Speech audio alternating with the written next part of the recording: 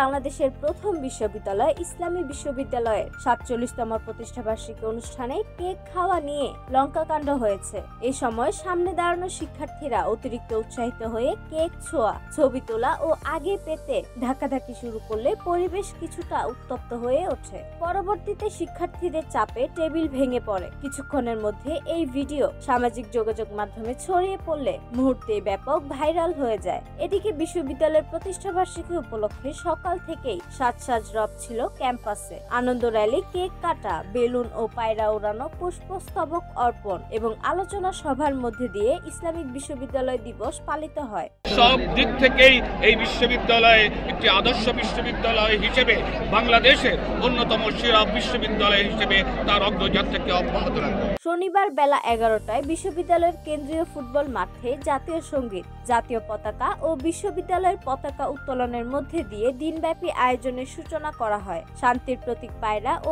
আনন্দের প্রতীক বেলুন উড়ানোর মধ্য দিয়ে উপাচার্য অধ্যাপক ডক্টর নকিব মোহাম্মদ নসরুল্লাহ বিশ্ববিদ্যালয় দিবসের শুভ উদ্বোধন করেন এবং পরবর্তীতে কেক কেটে বিশ্ববিদ্যালয় দিবস উদযাপন করা হয়।